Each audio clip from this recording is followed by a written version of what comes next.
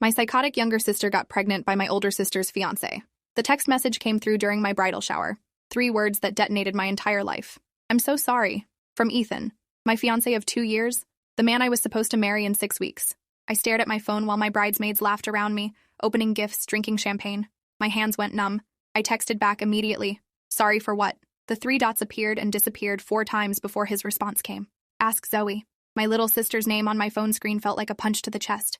I looked across the room where Zoe sat on the couch, her face pale but composed. She met my eyes for exactly 2 seconds before looking away. That's when I knew. Everything I'd built was about to collapse. I excused myself to the bathroom and called Ethan. He answered on the first ring, his voice wrecked. Olivia, I don't know how to say this. Just say it. Your sister is pregnant with my baby. The bathroom tilted. I gripped the sink to stay upright. That's not possible. You wouldn't. We didn't mean for it to happen. It was one time. We were drunk after your birthday party and I hung up, opened the bathroom door, walked back into the living room where 30 women were celebrating a wedding that would never happen. Zoe stood up when she saw my face. Her hand went to her stomach in a gesture so theatrical it should have been my first clue.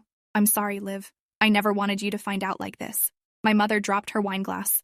The crystal shattered on the hardwood floor, red liquid spreading like blood. The next 3 hours dissolved into chaos. Zoe crying that she didn't mean for it to happen. Ethan showing up, desperate to explain. My mother screaming at both of them. My father sitting silent in his chair, his face gray. My bridesmaids quietly gathering their things and leaving, their eyes full of pity I couldn't stand to see. I called the venue and canceled everything. Lost the deposits. $12,000 gone. Called the photographer, the florist, the caterer. Each conversation a fresh humiliation. Yes, I need to cancel my wedding. No, I don't want to reschedule. When I finally made it home to the apartment I shared with Ethan, I packed everything I owned in 4 hours. He stood in the doorway of our bedroom watching me empty my life into boxes. Please let me explain. There's nothing to explain. You fucked my little sister and got her pregnant. That's pretty clear. She came on to me. That's your defense? She's 22, Ethan. You're 30. You're the adult here. I was drunk. So was she. That's not an excuse. I found a place to stay with my best friend Natalie, a nurse at St. Catherine's Hospital who'd been warning me about Zoe for years. She'd always said my sister was off, that something wasn't right about the way she looked at my life. I should have listened. Natalie helped me unpack in her spare room, neither of us speaking about the disaster my life had become. That night, I lay awake staring at the ceiling, replaying every interaction I'd had with Zoe over the past year, looking for signs I'd missed. She'd been at the house constantly, always finding excuses to stop by when Ethan was home. I'd thought she was lonely after dropping out of college. I'd thought I was being a good sister. 2 weeks later, Zoe moved into my apartment with Ethan. My mother called to tell me, her voice careful. She said they need to figure things out before the baby comes. She's keeping it then. Yes. And they're getting married. My mother's words came faster, like she needed to get them out before I could respond. Small ceremony at the courthouse next month. Just family. The bile rose in my throat. You're going, aren't you? We have to, Olivia. She's carrying our grandchild. Your first grandchild was supposed to be mine, after I married Ethan. Remember? The silence on the other end told me everything. She'd already chosen. I hung up and threw my phone across the room. Natalie found me on the bathroom floor an hour later, dry heaving into the toilet. She held my hair back and didn't ask questions. That's what real sisters do. The wedding happened on a Thursday morning in October. I didn't attend, but I heard about it. Zoe wore white, a floor-length gown with a fake baby bump showing through the silk fabric. 6 months pregnant, she told everyone. The baby would come in 3 months. My parents stood beside her, smiling in the photos that showed up on Facebook. Ethan looked pale and thin, like he'd lost 20 pounds. I studied his face in those pictures, looking for signs of happiness.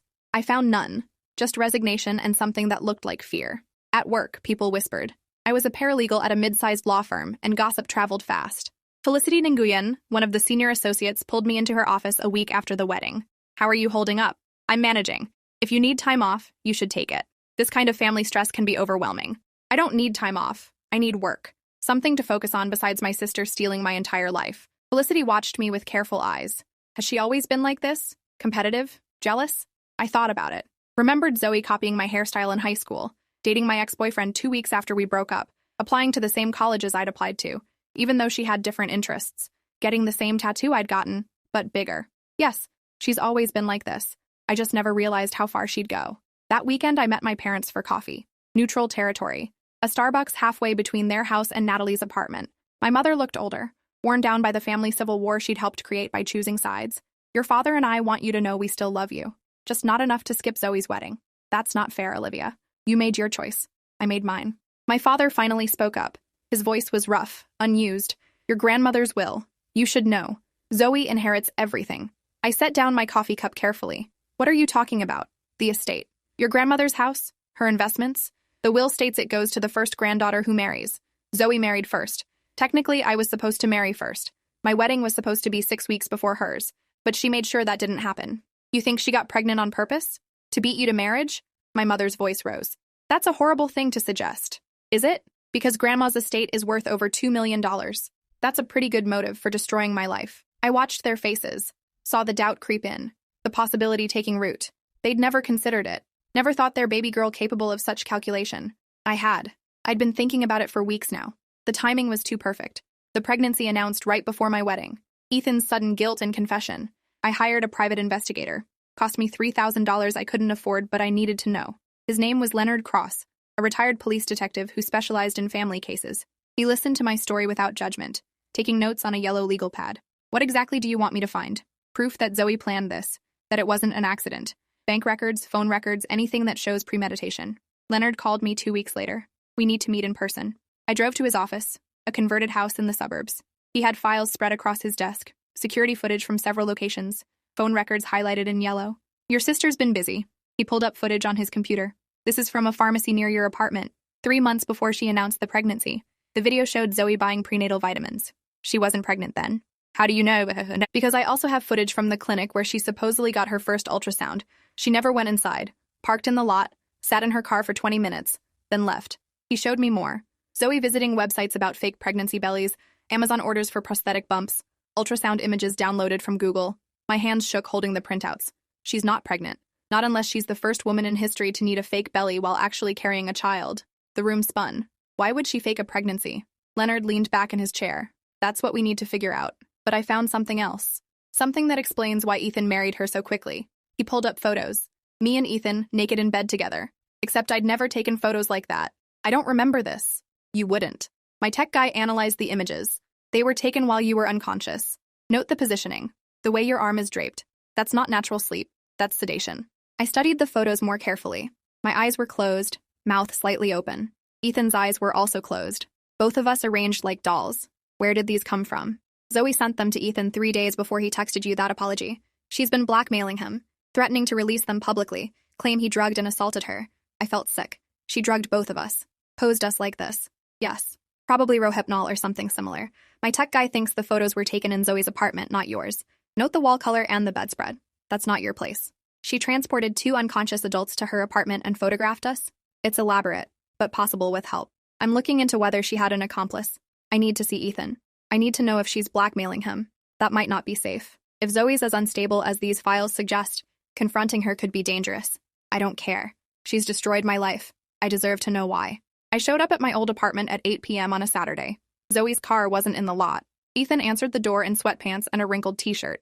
He looked terrible. Let me in. We need to talk. Olivia, I can't. She'll know you were here. She tracks my phone. She what? He pulled me inside quickly, checking the hallway before closing the door. She has an app on my phone, monitors where I go, who I talk to. She reads my texts. If she sees you were here, she'll... What? What will she do? He showed me his phone. Messages from Zoe. Hundreds of them. Threatening to send the photos to my family, to post them online, to go to the police and claim I raped her. When did this start? Right after your birthday party. I woke up in her apartment with no memory of how I got there. She showed me the photos. Said if I didn't confess to sleeping with her and getting her pregnant, she'd ruin both our lives. So you did. I thought I was protecting you. From what? The truth? She said she'd send you worse photos. Images edited to look like we'd both. He couldn't finish. Like you'd both what? Assaulted her. Together. She had them doctored somehow. They looked real. I'm so sorry, Olivia. I was terrified. I thought marrying her would make it stop. I wanted to hate him for his weakness, for not coming to me immediately. But sitting in our old living room, seeing the fear in his eyes, I understood. Zoe had weaponized our trust in each other, turned it into a trap neither of us saw coming. I showed him the files Leonard had compiled, the fake pregnancy evidence, the planned manipulation. Ethan's face went white. She's not pregnant. Never was. This whole thing was about your grandmother's inheritance. Ethan put his head in his hands. I married her for nothing. We both lost everything for nothing. What do? We go to the police. Show them the blackmail, the fake pregnancy. We file for an annulment and... The door opened. Zoe stood in the entrance, grocery bags in her hands, her fake belly prominent under her maternity dress. Well, isn't this cozy?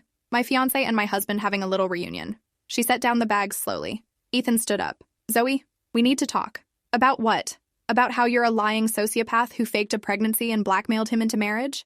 I stood too, the files in my hand. She glanced at them and smiled. Is that Leonard Cross's work? I've been wondering when you'd hire someone.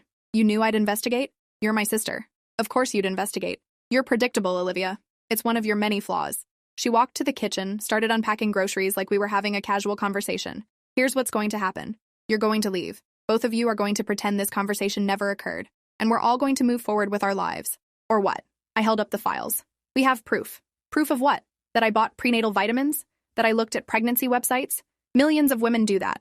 The fake belly, the downloaded ultrasound images, circumstantial, and easily explained by a woman excited about her pregnancy who wanted to see what she'd look like further along.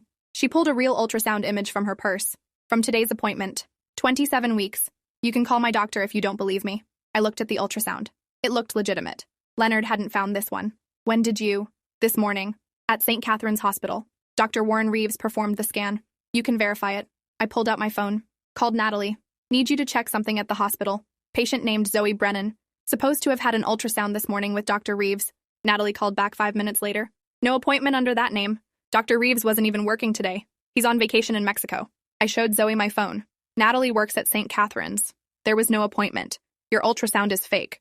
Zoe's smile didn't waver. Maybe I got the doctor's name wrong. Maybe it was a different hospital. You're lying. About everything. The pregnancy, the affair, all of it. Prove it. That's the beautiful thing, Olivia. Even if I'm lying, the damage is done. Ethan and I are married. I'm legally entitled to inherit Grandma's estate. You lost. I lunged for her. Ethan caught me, held me back. Zoe laughed. There it is. The real you. Violent. Unstable. Should I call the police? Tell them you attacked a pregnant woman? Get out of my house. It's not your house. It's our house. Mine and Ethan's. Legally, because we're married, and you're trespassing. Ethan grabbed my arm. We need to leave. Now. Before she does call the cops. Outside, I couldn't breathe. The November air was too cold, too thin. Ethan drove us to Natalie's apartment in silence. She met us at the door. I already called Leonard. He's coming over. We need a strategy. Natalie's apartment became our war room. Leonard arrived with more files. I did more digging after your call. Found something interesting about Zoe's past relationships. He spread photos across the coffee table. 3 different men, all engaged to other women when Zoe entered their lives. What happened to them? All 3 engagements ended, within months of Zoe targeting them. 2 of the men are now married to other people. One is in therapy for PTSD. And the women? He showed me their social media. One moved across the country. One had a nervous breakdown. One sued Zoe for harassment, but the case was dismissed due to lack of evidence. She's done this before. Multiple times. It's a pattern. But why? What does she get from it? Leonard pulled out another document. Your grandmother's will. I obtained a copy through legal channels. There's something you need to see. The first granddaughter to marry inherits the primary estate. But there's a clause. If the marriage is proven fraudulent or obtained through coercion within the first year, the inheritance transfers to the next eligible granddaughter. We have a window. 1 year to prove the marriage was based on blackmail and fraud. Ethan spoke up for the first time. I'll testify. About the photos, the threats, everything. That's brave, but it might not be enough. Leonard looked at me. We need proof of the fake pregnancy. The real proof, not just circumstantial evidence. How do we get that? She's not going to voluntarily prove she's lying. Natalie leaned forward. What if we force her hand? Create a situation where she has to produce medical evidence. A public event. Your grandmother's memorial service is coming up in 2 weeks. The will reading happens after. What if we demand a paternity test? Or proof of pregnancy from an independent doctor? She won't submit to that. She doesn't have to. Just refusing will raise enough questions to delay the inheritance until we can gather more evidence. The memorial service was scheduled for Saturday afternoon at the Riverside Chapel. Family only. 50 people gathered to remember a woman I'd loved deeply. Grandma Eleanor had been sharp, funny, fiercely independent until the stroke took her at 83. She'd always favored me, or so I thought. Now I wondered if Zoe had poisoned that relationship too. Zoe arrived wearing black and her prosthetic belly, accepted condolences with tears in her eyes, played the grieving pregnant granddaughter perfectly. Ethan stood beside her, hollow-eyed and silent. During the service, Zoe gave a speech about how much Grandma Eleanor had meant to her, how she wished her baby could have met its great-grandmother. I sat in the back row next to Natalie, my fingernails cutting into my palms. After the burial, everyone gathered at my parents' house for the will reading. Grandma's lawyer, Douglas Penn, a man in his 70s with kind eyes, stood in the living room. Eleanor's estate is substantial. Primary residence valued at $800,000, investment portfolio worth approximately $1.4 million, and various personal effects. As stated in her will, the primary beneficiary is the first granddaughter to marry. He looked at Zoe. That would be you, Zoe Brennan, née Ashford. However, Before the estate can be transferred, we need to verify certain details. What kind of details? Zoe's voice was sharp. Proof of marriage, which we have. And, Douglas looked uncomfortable. Given recent concerns raised by other family members, proof of pregnancy? Excuse me? You can't demand that. I'm afraid I can. The will includes a morality clause. Inheritance can be contested if obtained through deceptive means. I'm not being deceptive. I'm 6 months pregnant. Then proving it should be simple. A blood test from an independent physician. Results within a week. Zoe stood up. This is harassment. Olivia put you up to this because she's jealous. I stood too. I'm not jealous. I'm protecting our grandmother's legacy from a con artist. You're calling me a con artist? I'm calling you a liar. You're not pregnant. You never slept with Ethan. You drugged both of us and staged photos to blackmail him into marriage so you could steal my inheritance. The room went silent. My mother's hand flew to her mouth. My father stood frozen. Ethan stepped forward. It's true. All of it. Zoe blackmailed me with fabricated evidence. I married her under duress. The pregnancy is fake. Zoe turned to him, her face transforming into something I'd never seen before. You're going to regret this. She reached under her dress and ripped off the prosthetic belly, threw it on the floor in front of everyone. You're right. I'm not pregnant. Never was. Gasps echoed through the room. My mother actually swayed on her feet. But here's what you don't understand. I don't need to be pregnant to inherit. I just needed to be married first. And I am. Legally married to Ethan Carver. That's all the will requires. Douglas cleared his throat. Actually, the will requires the marriage to be legitimate, obtained without fraud or coercion. If Mr. Carver testifies that he was blackmailed, my testimony won't matter. Zoe's voice cut through the room like a blade. Because I have insurance. She pulled out her phone. Video files, hours of footage from Olivia and Ethan's apartment. She looked directly at me. You thought you were so smart, investigating me. But I've been documenting everything you've done for the past 2 years. Every argument, every private moment, every secret you thought was safe. She started playing clips. Me and Ethan arguing about money. Me crying after a bad day at work. Private, intimate moments that should never have been recorded. Where did you get these? Your apartment. I installed cameras when I helped you move in 2 years ago. You helped us. We trusted you. Exactly. You trusted me with your key code, your schedules, your entire lives. I've been collecting evidence this whole time. Evidence of what? That we're human beings with private lives? Evidence that you're not as perfect as you pretend. She scrolled through her phone, found another file. This one's my favorite. She played a video of me and Natalie having wine 3 months ago. In the recording, I was crying, telling Natalie I wished Zoe would disappear, that sometimes I fantasized about her dying. It was a moment of weakness, of pain. Everyone has those thoughts when they're hurt, but seeing it played in front of my family, I looked unhinged, violent. See? Olivia's not the victim here. She's been plotting against me this whole time, wishing me dead, trying to destroy my marriage. I turned to Douglas. This doesn't change anything. She still blackmailed Ethan. She still faked a pregnancy. The marriage is fraudulent. We'll see what a judge says. But first, I'm filing for a restraining order against Olivia, for harassment and threats. My lawyer will handle the inheritance transfer. And Ethan. She turned to him. You're going to withdraw your testimony, or I release every video I have, including ones you really don't want public. What videos? Videos from your apartment that show exactly why you broke up with that girl in college, the one who accused you of. She didn't finish. Didn't need to. Ethan's face went gray. That was dismissed. Charges were dropped. She was lying. Was she? I have footage that suggests otherwise. I installed those cameras before you two even moved in, when the previous tenant lived there. Funny what people do when they think they're alone. Natalie grabbed my arm. This is extortion. Call the police. Go ahead. Zoe's smile was reptilian.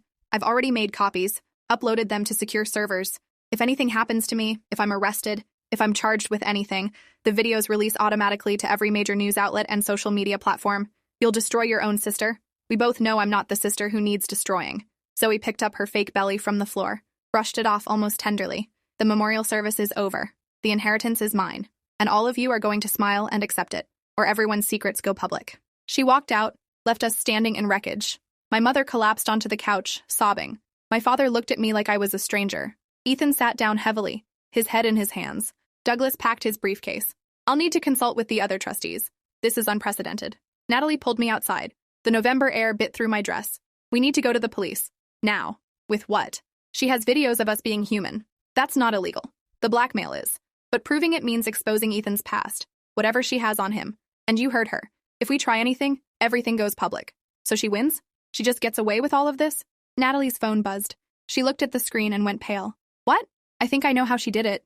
How she got those videos from your apartment. She showed me her phone.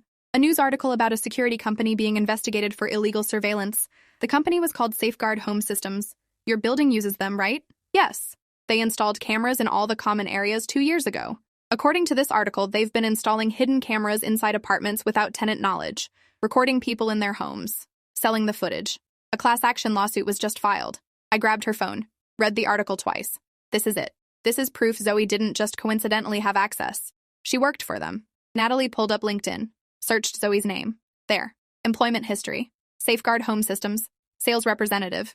2 years ago. She got the job right before you moved into that building. She planned this from the beginning. Researched where you were moving, got hired by the security company, installed cameras in your apartment before you even signed the lease. How long has she been planning this? I thought about all the failed relationships Leonard had documented. Probably years. Since Grandma updated her will. Zoe would have been 19 when the will was changed. Old enough to understand what it meant.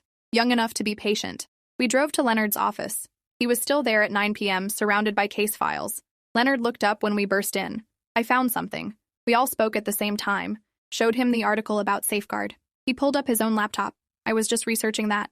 The company's being shut down. Federal investigation for violation of wiretapping laws. Everyone who had their systems is entitled to sue. And everyone who worked for them during the illegal surveillance period could face criminal charges, including Zoe, if we can prove she knowingly installed cameras without consent. Leonard pulled out another file. I've been looking into Zoe's finances. She's broke. The inheritance isn't just about beating you, Olivia. She needs the money. Credit card debt north of $40,000. Student loans in default. She dropped out of 3 different colleges. Your grandmother's estate is her only way out. That makes her more dangerous. Desperate people do desperate things. We need to move fast. File a lawsuit against Safeguard and name Zoe as a defendant. Subpoena her employment records. Prove she had access and motive. How long will that take? Months, maybe years. The inheritance will be transferred before then, not if we get a temporary injunction. Stop the transfer until the lawsuit is resolved. Douglas might help with that. He seemed genuinely shocked. We worked through the night, filed paperwork, gathered evidence, built a case that was equal parts civil lawsuit and criminal complaint. At dawn, Leonard drove me home to Natalie's apartment. Sleep for a few hours. You'll need energy for what comes next. I couldn't sleep.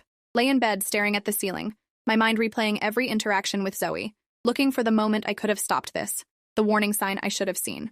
My phone buzzed at 7 a.m. Text from my mother. We need to talk. Come to the house. I drove over in yesterday's clothes. The neighborhood looked the same as always. Neat lawns. Families heading to Sunday morning church. Normal life continuing while mine fell apart. My parents were in the kitchen, coffee brewing. The morning paper spread on the table. Headlines about the Safeguard scandal taking up the front page. We saw the article. My father's voice was heavy. Is it true? Did Zoe work for them? Yes. And she used that access to spy on me and Ethan. To collect blackmail material. To destroy our lives so she could steal an inheritance. My mother's hands shook around her coffee mug. I don't understand. When did she become this person? She's always been this person. We just didn't want to see it. Remember when she plagiarized my college essay? When she stole my boyfriend in high school? When she lied about having cancer to get attention our junior year? We made excuses. Said she was young, troubled, acting out. I sat down at the table. She's not troubled. She's calculating. This isn't a mental breakdown. It's a multi-year plan that she's executing perfectly. My father looked older in the morning light. What do? You stop enabling her. You testify about what you saw at the memorial service. The fake pregnancy, the blackmail. You help us get a restraining order and an injunction. My mother shook her head. She's still our daughter. She's a criminal who's destroying her sister. I'm your daughter too. Remember? You have to choose. Her or me. Because I can't do this alone anymore. The silence stretched. Finally, my father nodded. We'll help. Whatever you need. Tell us what to do. We filed for an emergency injunction Monday morning. Judge Catherine Moreno presided.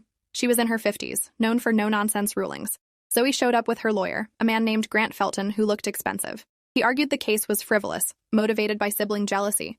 My lawyers presented the Safeguard evidence. Employment records showing Zoe had access. Video timestamps matching her work shifts. She had means and opportunity. Judge Moreno reviewed the documents. This is concerning. Miss Ashford, did you install surveillance equipment in your sister's apartment without her knowledge or consent? Zoe stood. I installed company equipment as part of my job. I didn't know it included hidden cameras. That's the company's fault, not mine. Did you access footage from those cameras? I may have seen some files. As part of quality control. Quality control that included watching your sister's private moments? Collecting material to use against her? Grant interrupted. Your Honor, my client's employment practices aren't on trial here.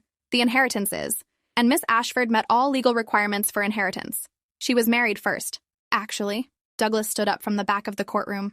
The will specifically requires the marriage to be legitimate. Mr. Carver has provided sworn testimony that he was coerced. Judge Moreno looked at Ethan. Mr. Carver, is this true? Ethan stood. Yes, Your Honor. Zoe showed me fabricated evidence suggesting I'd committed a crime. She threatened to release it unless I married her. I felt I had no choice. Do you have proof of these threats? He handed over his phone.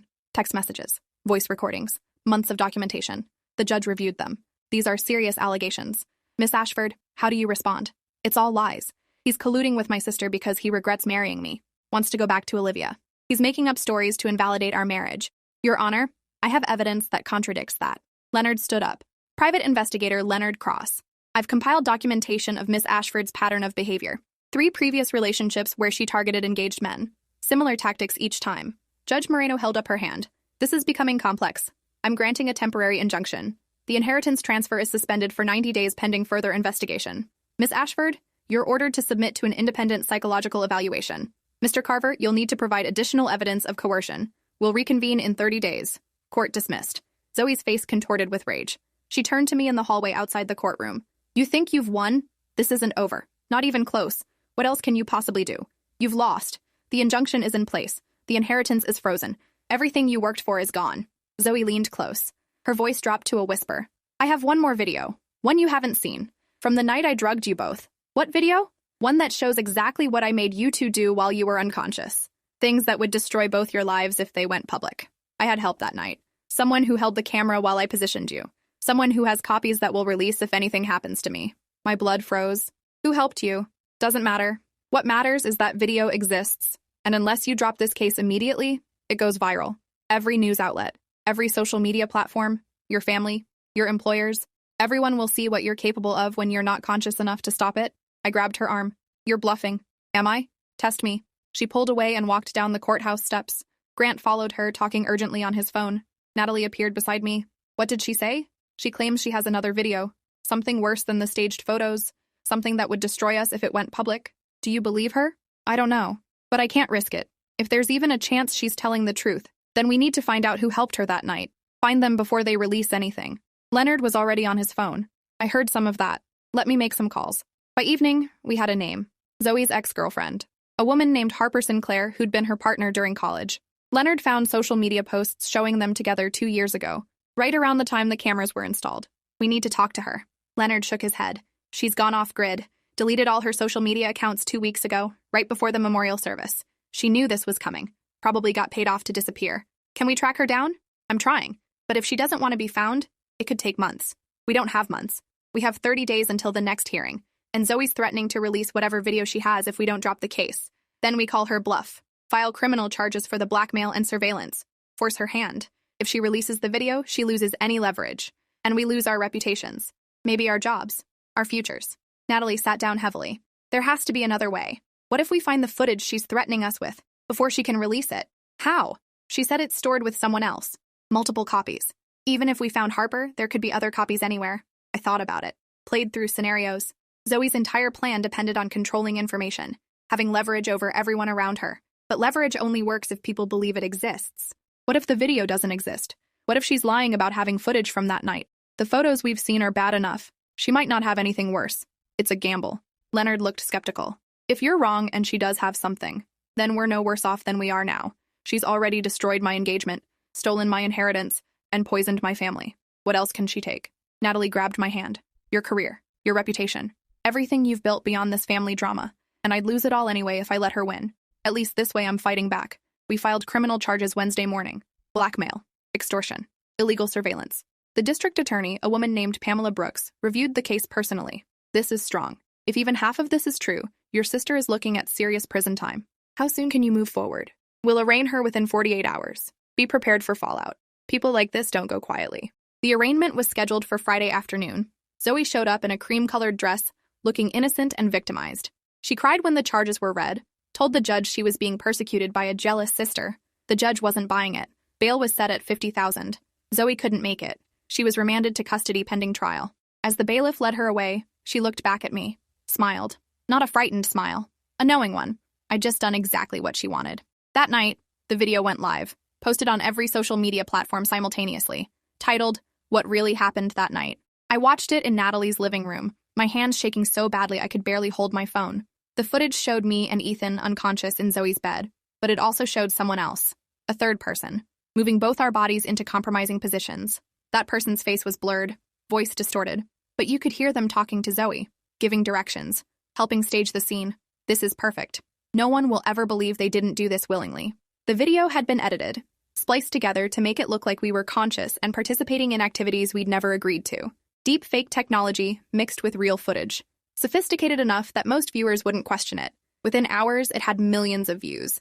Comments flooded in, cruel judgments about consent and morality. People who'd never met me deciding who I was based on fabricated footage.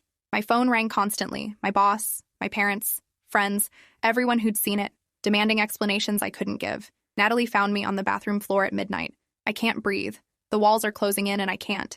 She helped me sit up. Breathe with me. In for 4, hold for 4, out for 4. We'll get through this. How? Everyone's seen it. My career is over. My life is over. Zoe won. She hasn't won yet. That video is evidence. Evidence of what she's capable of how far she'll go. We show it to the DA. Prove it's fake. Prove she manipulated everything. Leonard was already working on it. His tech expert analyzed the video frame by frame, found the editing marks, the deep fake signatures, the impossible angles that proved multiple cameras and post-production work. The report was definitive. This video was created over several weeks, maybe months, using software that didn't exist 2 years ago when it was supposedly filmed. The metadata shows it was compiled last month. Everything about this is fabricated. We presented it to Pamela Brooks at the DA's office Monday morning. She watched the analysis, her expression darkening. This is evidence tampering, creating false evidence. She just added another felony to her list. Can we get it taken down? The platforms are fighting us. First Amendment issues. But we can definitely prove it's fake in court. The damage is done, though. My reputation is destroyed. Brooks leaned forward. Or it's about to be restored. When people see proof that your sister created this to frame you, when they understand the lengths she went to, you become the victim, the survivor, not the villain. But first, we need to find Harper Sinclair. She's the key to everything. We find her, we prove Zoe had help, we show the conspiracy. How do we find someone who doesn't want to be found? We offer immunity. Brooks made the announcement at a press conference that afternoon. Anyone with information about the creation or distribution of fabricated evidence in the Ashford case will receive immunity from prosecution if they come forward voluntarily.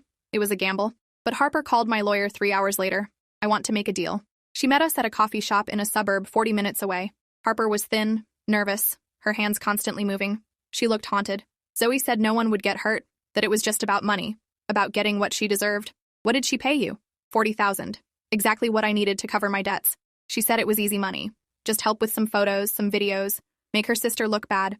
I didn't know she'd take it this far. Tell us everything. From the beginning. Harper took a shaky breath, started talking. Zoe recruited me 2 years ago, right after your grandmother changed her will. She'd done research, found out about the inheritance clause, decided she'd beat you to marriage no matter what it took. She studied your life, learned your schedule, your habits, got the job at Safeguard specifically to access your apartment. She watched you for months before making her move. The birthday party where you supposedly slept with Ethan. That was her first attempt. She spiked both your drinks with Rohypnol, transported you to her apartment. I helped pose you for photos. We took hundreds, found the most compromising angles, made it look like you'd been together. But you weren't pregnant then. Why claim that later? She needed a reason for Ethan to confess, to make it look like he'd betrayed you willingly. The pregnancy was the perfect excuse, made him look like the villain instead of the victim. She bought fake sonograms online, practiced wearing the prosthetic belly, planned to fake a miscarriage in a few months and milk the sympathy. How did she get Ethan to marry her? Blackmail. Pure and simple. She threatened to claim he'd raped her, showed him edited videos that made it look like he'd assaulted you while you were unconscious. He was terrified. Thought marrying her was the only way to protect both of you. And the video that just went viral? Created last month. Zoe hired a deep fake specialist to enhance the original footage, make it look more damaging. She was saving it as insurance. If the inheritance case went badly, she'd release it and claim you two were conspiring against her. You helped create evidence that destroyed my life. Harper's eyes filled with tears. I know. I'm sorry. I thought I was just helping her get money she deserved. I didn't realize she was. She's a sociopath. Leonard's voice was flat. She systematically destroyed multiple lives for financial gain. There's no excuse for what you did, but there might be redemption. Brooks pulled out paperwork. This is your immunity agreement. You testify fully and truthfully about everything Zoe did, and you walk away. You hold anything back, and you go down with her. Harper signed without hesitation. Where do we start? The trial began 6 weeks later. Zoe pleaded not guilty to all charges, claimed she was the victim of a conspiracy led by a jealous sister. Her lawyer tried to paint me as unstable, obsessed, willing to destroy my own family for money. But Harper's testimony demolished that narrative. She walked the jury through every step of Zoe's plan. The surveillance, the drugging, the staged photos, the blackmail, the fabricated video, each revelation more damaging than the last. Ethan testified about the threats, the constant monitoring, the fear that dominated every moment of their marriage. My parents testified about the fake pregnancy reveal, the prosthetic belly thrown on the floor, Zoe's admission that it was all a lie. Leonard presented evidence of the pattern: 3 previous victims, 3 destroyed relationships, a decade of manipulation and destruction. The defense tried to discredit everyone, called us liars and conspirators, but the evidence was overwhelming. Video metadata, employment records, bank transactions showing Harper's payment, text messages between Zoe and Harper planning every detail. The jury deliberated for 3 hours. Guilty on all counts: blackmail, extortion, identity theft, creating false evidence, illegal surveillance. The judge sentenced her to 8 years. Zoe stood expressionless as the sentence was read, showed no emotion until they led her away. Then she looked back at me one final time, mouthed 2 words: worth it. The inheritance was released to me 4 months later, after Zoe's appeals were exhausted, after the marriage to Ethan was annulled, after everything she'd built collapsed completely. I stood in Grandma Eleanor's house for the first time as its legal owner, walked through rooms full of memories, found a letter in the study addressed to me, written months before Grandma died. My dearest Olivia, if you're reading this, it means my will has been executed. I suspect Zoe attempted to manipulate the inheritance. She's been troubled for years, and I've watched her deterioration with a grandmother's heartbreak. The will was designed to test character, not reward speed. Real love doesn't require fraud. Real family doesn't require destruction. I always knew you'd be the one to honor our family's values. The house is yours because you earned it through patience and integrity, not through schemes. Take care of it. Take care of yourself. And remember that blood doesn't make family. Love does.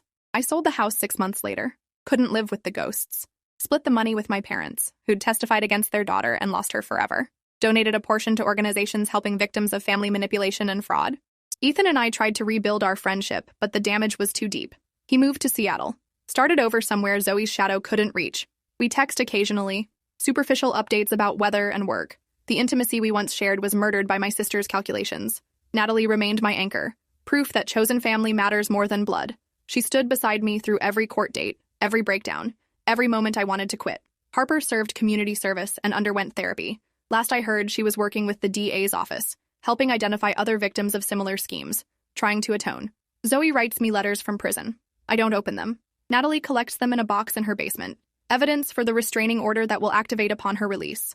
I changed careers, became a victim's advocate, use my story to help others recognize manipulation before it destroys them, give talks at law schools about familial fraud, show the video of Zoe's arrest as a teaching tool. The inheritance clause was removed from Grandma's will and probate. The estate distributed equally among all grandchildren now, preventing future manipulation, closing the loophole Zoe exploited. On the anniversary of my canceled wedding, I visit Grandma's grave, bring flowers, tell her about the year, about surviving when survival seemed impossible. I don't forgive Zoe, probably never will, but I understand her better now. She saw love as competition, family as a game to win. The inheritance wasn't about money.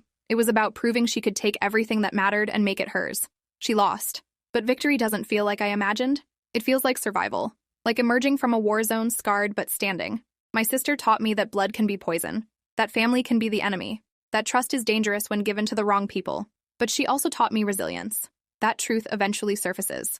That documentation and patience can outlast manipulation. That sometimes the only way to win is to refuse to play by someone else's rules. 5 years later, I'm building a life she can't touch. New career, new city, new relationships built on honesty instead of obligation. The inheritance is gone, spent on legal fees and healing and starting over. But I'm free in ways I never was before. Free from the obligation to protect a sister who wanted to destroy me. Free from the guilt of family loyalty when family was the weapon. Zoe will be released eventually. Face the world she tried to manipulate. I'll be ready. Not with revenge. With boundaries. With distance. With the life I built from the ruins of her schemes. That's the inheritance that matters. Not money or property. But the knowledge that I survived my own sister's systematic destruction and came out stronger. She took 2 years of my life. I refused to give her more. That's the real victory. Living well despite her worst efforts.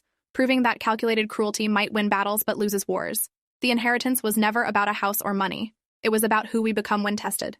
Zoe chose destruction. I chose survival. And in the end, that made all the difference. Thanks for watching till the end. Make sure to subscribe and like to not miss the next story.